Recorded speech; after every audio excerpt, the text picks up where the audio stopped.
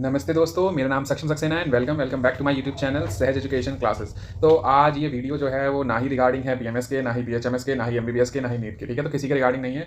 ये सिर्फ रिगार्डिंग इसलिए बनाई गई है कि कई लोगों ने क्वेश्चन पूछा था कि सर आप इतने हैप्पी कैसे रह लेते हैं कि बीएचएमएस आपने लिया है या बीएमएस छोड़ दिया है, उसके बाद भी इतना हैप्पीनेस कैसे होता है कि हम लोग तो नीट में बार बार प्रिपरेशन कर रहे हैं, डिप्रेशन फेज में पहुंच चुके हैं, हमें समझ ही नहीं आ रहा कि प्राइवेट कॉलेज लेना चाहिए कि गवर्नमेंट लेना चाहिए। किसी को गवर्नमेंट नहीं मिल रहा है तो वो प्राइवेट में परेशान है कि प्राइवेट में लूँ तो कौन सा लूँ, ठीक है, बीएमएस लूँ कि बीएचएमएस लूँ। कुछ लोग लो ग्रेड बीएमएस ले रहे हैं, कुछ हाई ग्रेड बीएचएमएस ले रहे हैं। तो सब लोग एक तरीके से इस समय उलझन वाली बहुत सिचुएशन में है कि मतलब उन्हें समझ नहीं आ रहा कि हमें क्या करना चाहिए, और कहीं ना कहीं वो अपनी हैप्पीनेस को, जॉय को पूरी तरीके से खो चुके हैं इन चीज़ों के बीच में, ठीक है।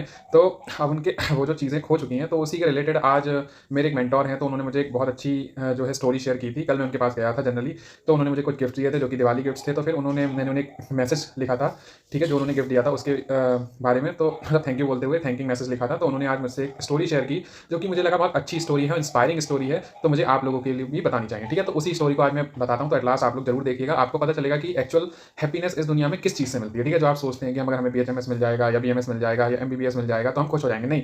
हर कोई अपनी फील्ड में जहां पर भी है वो कभी खुश नहीं है। उसका रीज़न आज मैं उस स्टोरी के थ्रू एक्सप्लेन करूंगा कि क्यों नहीं है, ठीक है। वो स्टोरी अब वो स्टोरी क्या है तो मैं उसे नरेट करता हूँ। देखो, वो स्टोरी बड़ी अच्छी सी है। एक नाइजीरिया के जो थे ग्लेनर थे, ठीक है, जिनका नाम फेमी था, ठीक है। एक नाइजीरिया के ग्लेनर थे जिनका नाम फेमी था।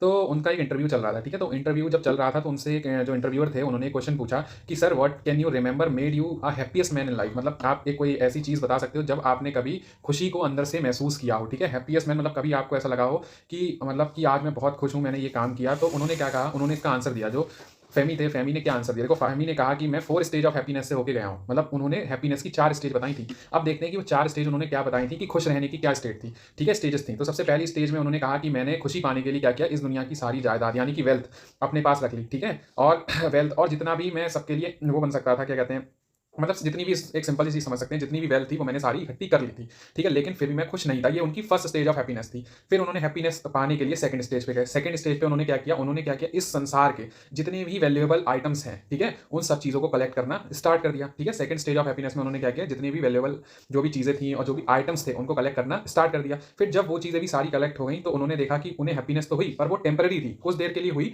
फिर वो लॉन्ग लास्टिंग हैप्पीनेस नहीं थी, और फिर वो जो है हैप्पीनेस धीरे धीरे वो भी खत्म हो गई। मिला एक प्रोजेक्ट मिला थर्ड में, वो प्रोजेक्ट बहुत बड़ा था, ठीक है। तो उन्होंने क्या किया, उन्होंने सोचा कि मैं इस पे काम करूंगा तो एक दिन मैं जो हूँ इस पे इतना काम करूंगा कि मुझे बहुत खुशी मिलेगी। तो उन्होंने क्या किया, उस प्रोजेक्ट पे इतना काम किया कि उन्होंने नाइजीरिया और अफ्रीका में लगभग लगभग 95% डीजल सप्लाई करने का काम पूरा कंप्लीट कर दिया। मतलब उन्होंने क्या किया कि डीजल की बड़ी मतलब कमी थी नाइजीरिया और अफ्रीका में। तो उन्होंने उस प्रोजेक्ट पे इतनी मेहनत की और उन्होंने क्या किया, लगभग लगभग पूरे नाइजीरिया और अफ्रीका में 95% डीजल की सप्लाई कर दी। लेकिन फिर भी उन्हें वो खुशी नहीं मिली। वो फिर बोलते हैं कि लार्जेस्ट वेसल ओनर होने के बाद भी अफ्रीका और नाइजीरिया के अंदर उन्हें वो हैप्पीनेस या खुशी नहीं मिली जिसके बारे में वो इंतजार कर रहे थे। अब लास्ट स्टेज पे चलते हैं कि उन्हें खुशी कैसे मिली, ठीक है। लास्ट स्टेज पे क्या हुआ कि एक उनका दोस्त था, ठीक है, वो उनसे बहुत समय बाद मिला।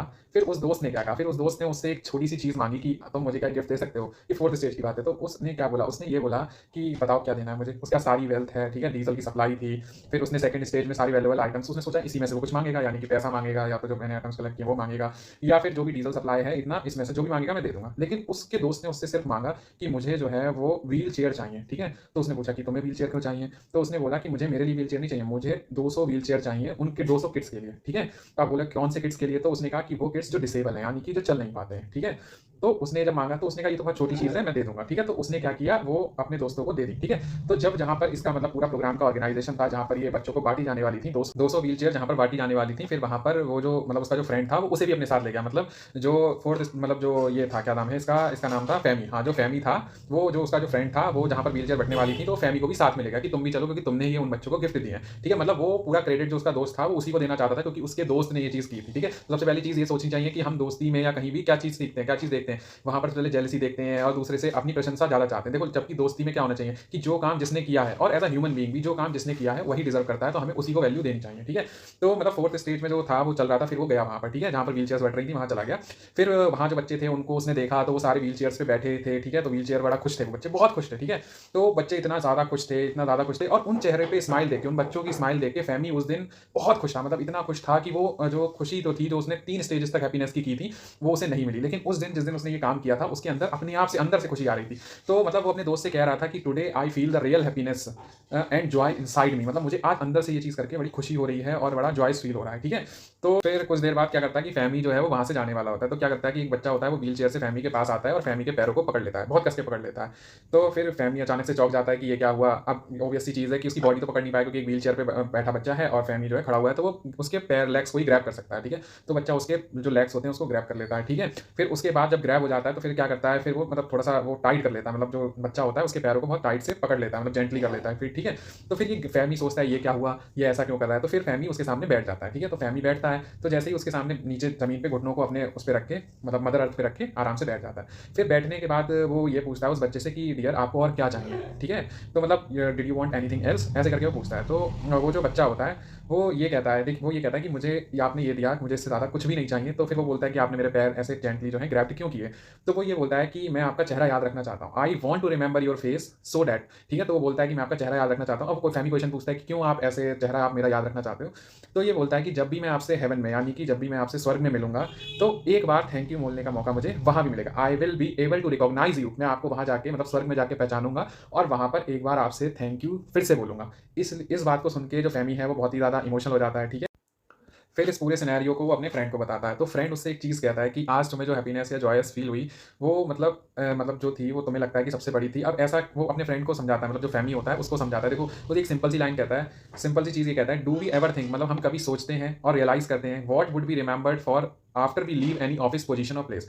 अगर हम किसी भी जगह पे काम करते हैं, ठीक है, किसी भी पोजीशन पे काम करते हैं या किसी भी ऑफिस में काम करते हैं, तो हमें कोई याद रखना चाहता है कि नहीं। ठीक है, ये सबसे बड़ी चीज़। दूसरा उसका फ्रेंड फैमिली से बोलता है, will anyone desire to see our face again where it all matters. अगर आपको ने इतना किया, ठीक है, आपने बिल्कुल काम ऑफिस प्लेसेस पोजीशन या लोगों के साथ काम किया, तो कभी आपने ऐसा सुना होगा कि लोग क्या आपका चेहरा दोबारा देखना चाहते हैं। किसी ने आपसे कहा होगा कि आज तक कि मैं आपसे दोबारा मिलना चाहता हूँ। ठीक है, तो फिर अब मैं फाइनली इस मैसेज को कंक्लूड करता हूँ कि इस मैसेज का क्या मतलब था। तो मैसेज इंसिडेंट से मेरे हिसाब से तो आपको क्लियर हो गया होगा, पर लाउड एंड क्लियर है।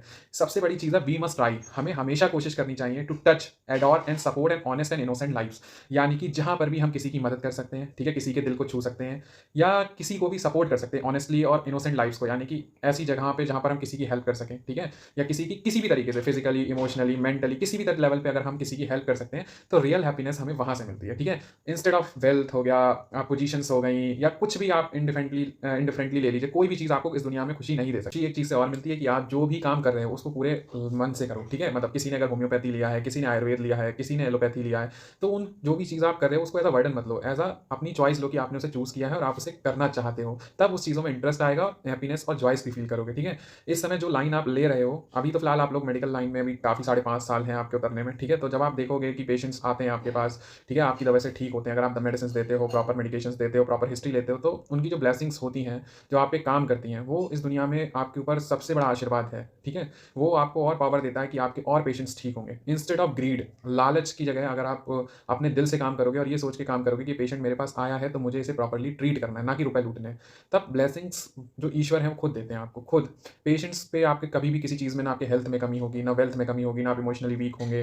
ठीक है, जो हेल्थ की प्रॉपर डेफिनेशन होती है ना, physically mentally socially emotionally well being, वो आपके अंदर सारी चीज़ें देखने को मिलेंगी। लेकिन वही बात है कि आप ऑनेस्टी से काम करें अपना। ठीक है, जो फील्ड मिली है उसको एक्सेप्ट करें। मेरा उस समय भी कहना ये था, मैंने ये यूट्यूब चैनल अभी भी रुपए कमाने के लिए नहीं बनाया, आगे भी नहीं मेरा कोई प्लान है। मेरा ये यूट्यूब चैनल ओपन करने का एक ही मात्र कि बच्चे जो हैं वो एक अच्छे कॉलेजेस में पहुँचें, अच्छी से पढ़ाई करें। ठीक है, बस उससे ज़्यादा इस चैनल का कोई भी मोटिव नहीं है और जितनी मैं आप लोगों की हेल्प कर सकता हूँ वो उसके लिए आई एम रेडी। ठीक है, उसके लिए मैंने अपना इंस्टाग्राम का पेज भी बना रखा है। अगर किसी को कोई भी प्रॉब्लम हो तो आप वहाँ पर मुझे मैसेज कर सकते हैं। ठीक है, तो आई होप, मुझे लगता है इस स्टोरी से आपको बड़ा मतलब बहुत कुछ सीखने को मिला होगा। फाइनली मैं इस लास्ट में कंक्लूड करता हूँ एक थॉट से, बड़ा अच्छा थॉट है। ठीक है, may your actions deeds and contributions in your personal and professional life remain exemplary and source of inspiration to many. यानी कि जो आपके एक्शन हैं, जो आपकी डीड्स हैं और जो आपके कॉन्ट्रीब्यूशंस हैं आपकी पर्सनल लाइफ में, मतलब आपके काम करने के तरीके, आपकी बात करने के तरीके, ठीक है, और आपके जो एक्शंस हैं और जो मतलब आपने कंट्रीब्यूट किया है, चाहे वो कंट्री के लिए किया हो, चाहे वो वर्ल्ड के लिए किया हो, ठीक है, वो आपके पर्सनल और प्रोफेशनल लाइफ के, ठीक है, वो लोगों के लिए एग्जाम्पल्स रहने चाहिए और दूसरों के लिए सोर्स ऑफ इंस्पिरेशन रहने चाहिए। ठीक है, कईयों के लिए, मतलब आगे जितनी भी जनरेशन आए उनके लिए आप as a source of inspiration रहना चाहिए। और मेरा तो यही कहना है कि एज अ ह्यूमन बीइंग अगर आप कोई अच्छा काम कर रहे हैं तो you are become the source of inspiration to many lifes for future generations like APJ Abdul Kalam, Swami Vivekananda. ठीक है, तो ये कुछ देखो, ये कुछ लोग थे जिन्होंने सोर्स ऑफ इंस्पिरेशन, आज भी हम उन्हें क्यों पढ़ते हैं, क्योंकि वो हमारे लिए सोर्स ऑफ इंस्पिरेशन है। तो हमें भी दूसरों के लिए सोर्स ऑफ इंस्पिरेशन बनना चाहिए, और वो हम अपने एक्शन से, डीड से और कंट्रीब्यूशन से बन सकते हैं, और ये कंट्रीब्यूशन हमारी पर्सनल और प्रोफेशनल लाइफ में दोनों में होना चाहिए। ठीक है, आई होप इस सेशन को हम यही एंड करते हैं और नेक्स्ट वीडियो में मिलेंगे नए टॉपिक के साथ। तब तक के लिए bye bye and thank you so much and take care.